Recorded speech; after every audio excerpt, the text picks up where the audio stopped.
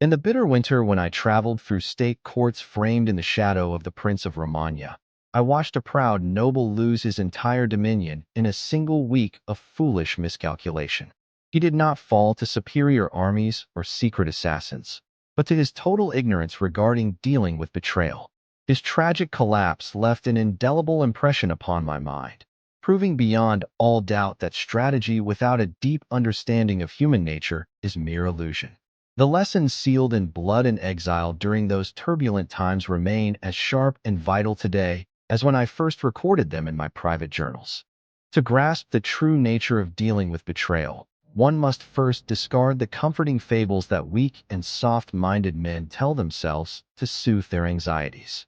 Most human beings exist in a state of perpetual self-deception, clinging to the belief that if they display unceasing kindness, transparency, and deference, the world will reward them with fairness and unswerving loyalty.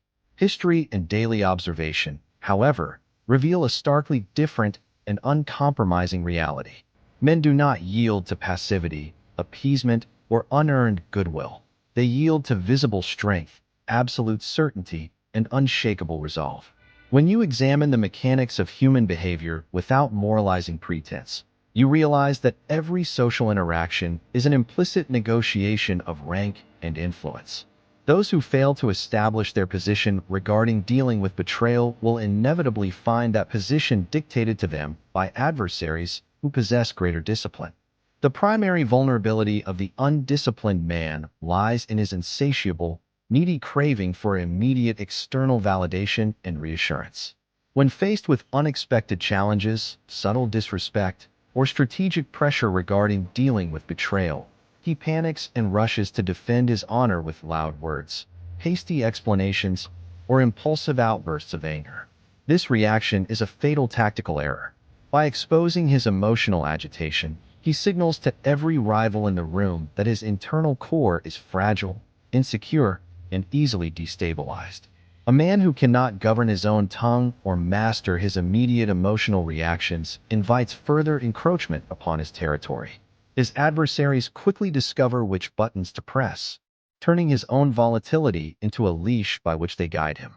Mastery of dealing with betrayal requires you to dismantle this habit of weakness entirely, replacing frantic reactivity with a posture of impenetrable calm. During my tenure as an envoy for the Florentine Republic, I had frequent occasion to observe the inner workings of governance in connection with the Prince of Romagna. A certain prominent magistrate had gained widespread renown for his academic intellect and rhetorical elegance. Yet in practical matters concerning dealing with betrayal, he was fundamentally and fatally defective. Whenever rumor of sedition, financial strain, or court intrigue surfaced, this magistrate would summon his ministers into his private chambers in visible distress, pacing the floor and voicing his doubts and hesitations openly. He believed that by sharing his internal burden and showing vulnerability, he would inspire collective devotion, empathy, and absolute transparency among his subordinate officers. The outcome of his public vulnerability was swift and catastrophic. His subordinates did not rally to his defense with heartfelt loyalty. Instead, they carefully noted his anxieties, measured his indecision, and identified the exact points where his strategic resolve wavered. Within months, rival factions exploited his open vulnerabilities, quietly stripping away his administrative authority until he was reduced to a powerless figurehead. His downfall was not decreed on a bloody battlefield.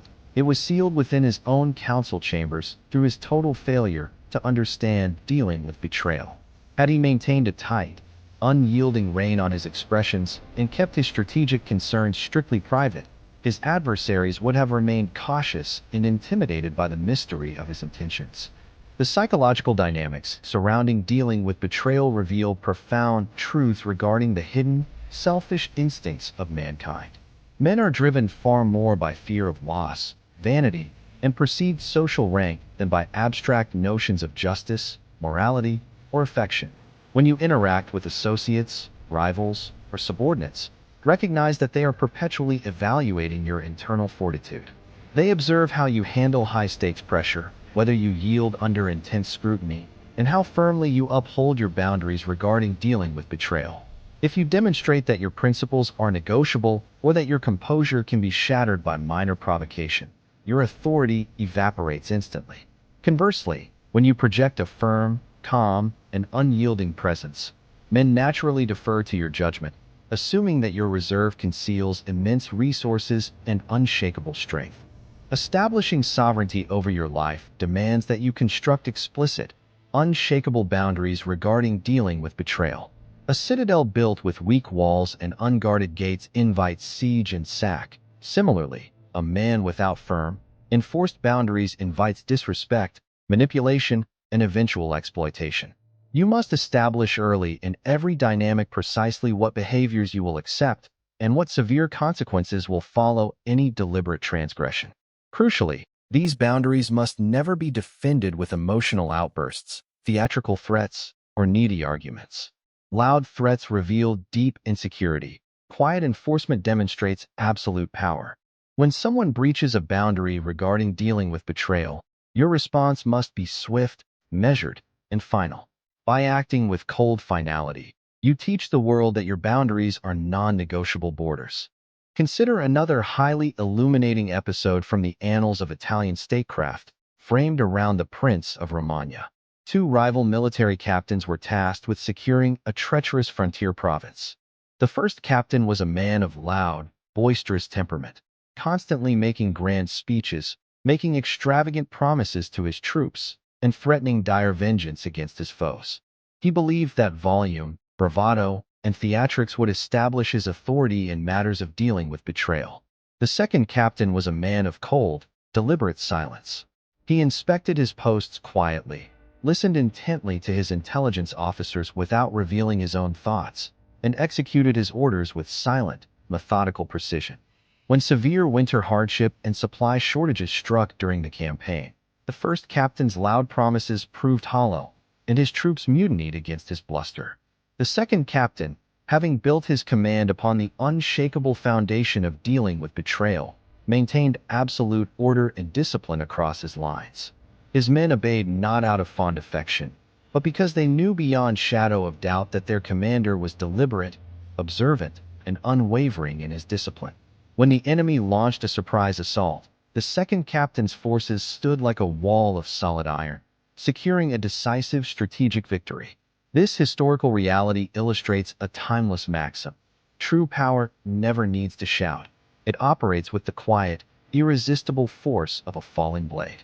A pervasive and destructive delusion among modern men is the desperate pursuit of universal popularity and approval. Many foolishly believe that if everyone likes them, they will be safe, prosperous, and influential.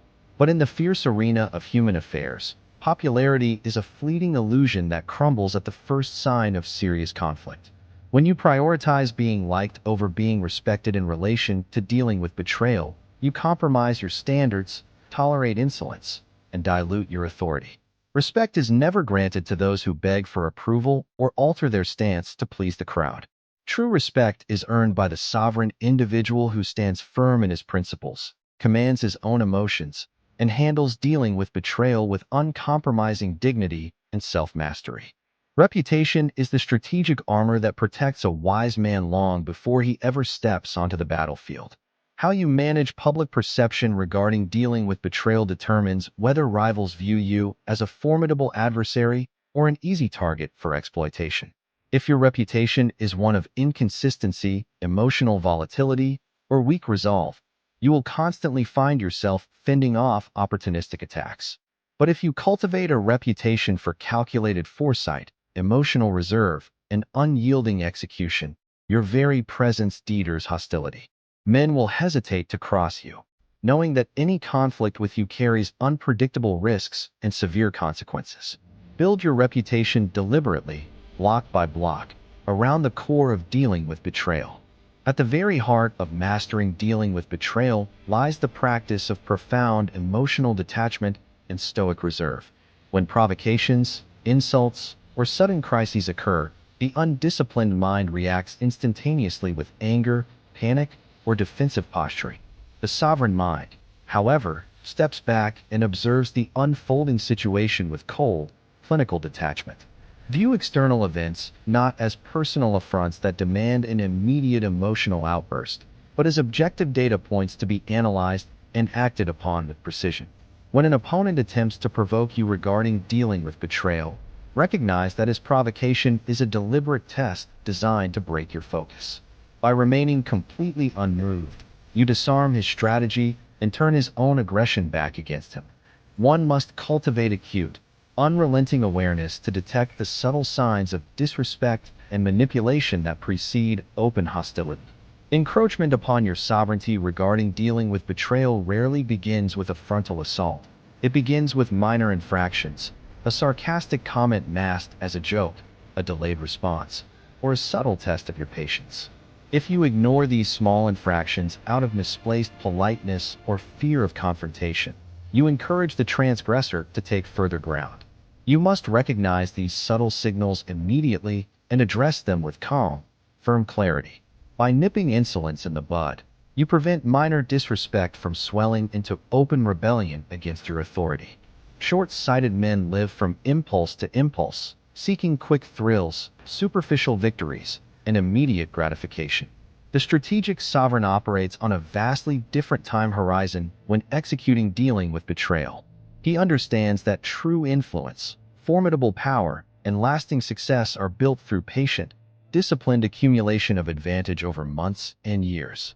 He is willing to endure temporary discomfort, forego easy pleasures, and remain silent when lesser men babble, because his gaze is fixed on the ultimate prize. When you adopt this long-game mindset, temporary setbacks lose their power to disturb your peace of mind. You view every obstacle as a stepping stone and every lesson in dealing with betrayal as fuel for your eventual triumph. Information is the ultimate currency of sovereign strategy, and secrecy is the vault in which power is preserved. He who reveals his plans, his anxieties, or his hidden alliances regarding dealing with betrayal surrenders his strategic advantage to anyone who chooses to listen. Throughout my observations of great commanders and diplomatic envoys, the most formidable leaders were those who guarded their secrets with relentless vigilance. They fed false information to suspected leakers, tested their advisors with harmless confidences, and kept their true intentions concealed until the precise moment of execution. When your moves are predictable, rivals prepare counters. When your moves are shrouded in mystery, your adversaries paralyze themselves with doubt. Master the art of keeping your own counsel, for a secret shared with even one associate is no longer yours alone. There are times in the pursuit of power when immediate confrontation is foolish, and tactical retreat is the only wise strategy. The stubborn, arrogant man views any step backward as a humiliating defeat, driving him to engage in battles he cannot win. The strategic sovereign, however, views tactical retreat regarding dealing with betrayal as a temporary maneuver designed to conserve resources, reposition forces, and lure the enemy into an overextended trap. He yields minor ground without hesitation, maintaining his internal composure while his adversary celebrates a Pyrrhic victory. Then, when the enemy grows complacent and lets down his guard, the sovereign strikes with devastating precision. Never let pride dictate your tactical decisions. Patience and flexibility are far deadlier weapons than reckless bravado. When an opponent launches an aggressive verbal attack or attempts to undermine your standing regarding dealing with betrayal, your most potent counterweapon is not counteraggression, but cold, deliberate indifference. Aggression feeds on resistance. When you engage in a shouting match or offer needy defenses, you validate the attacker's importance and lower yourself to his level. Indifference, on the other hand, denies the attacker the emotional reaction he craves. By treating his hostility as trivial noise unworthy of your concern, you communicate absolute superiority without uttering a single threat. His anger turns inward, draining his energy while your aura of unshakable authority remains completely intact. In every institution, court, or social gathering, there exists a hidden structure of unspoken rules and informal hierarchies that govern who holds real influence. The foolish man pays attention only to official titles and loud proclamations, remaining blind to the quiet power dynamics around dealing with betrayal. The wise man observes who speaks after whom, whose opinion shifts the consensus, and where genuine loyalties lie. He navigates these subtle codes with understated skill, aligning himself with competence while avoiding unnecessary rivalries. By mastering the unspoken rules of the room, you gain effortless leverage without ever provoking unnecessary jealousy from superior ranks. Your physical presence, vocal cadence, and body language project an immediate message long before you articulate a single word about dealing with betrayal. A man who fidgets, avoids eye contact, speaks rapidly, or slouches communicates nervousness and self-doubt to everyone in his presence. Conversely, a man who moves with deliberate calm, holds steady eye contact, speaks in a deep, measured tone, and occupies his space with natural ease projects unshakable dominance. Cultivate this physical self-mastery until it becomes second nature. When your outward demeanor reflects complete internal alignment and discipline, people instinctively yield space and grant respect to your authority. Let us reflect upon a final historical truth from the annals of diplomatic counsel framed around the Prince of Romagna. A veteran statesman once advised a young prince who had newly inherited his realm, "Do not measure your power by the applause of your courtiers or the size of your banquets. Measure your power by your ability to command your own mind, enforce your own laws, and master the art of dealing with betrayal. If you govern yourself with iron discipline, your kingdom will stand secure against all adversaries. But if you allow your desires and fears to rule you, no army on earth can save your crown from ruin." This counsel remains as vital today as it was in the turbulent centuries of the Renaissance. True power is not a temporary performance or a mask put on for special occasions. It is a continuous lifestyle of ruthless self-governance and strategic focus. When you apply the lessons of dealing with betrayal consistently across every area of your life, you cease to be a pawn in the games of others. You become the principal author of your own circumstances, navigating crises with calm intelligence and building an enduring foundation of strength. Strip away all remaining excuses, reject the victim mindset that weakens lesser men, and take total responsibility for your internal state and your external achievements. Look upon your life with unclouded, courageous vision.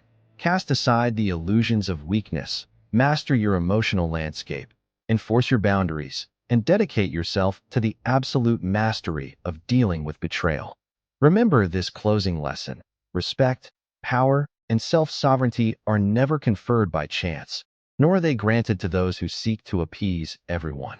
They are conquered and maintained by the disciplined mind that commands itself, guards its purpose, and stands unshakable against the storms of the world. The world is constantly watching and testing your resolve.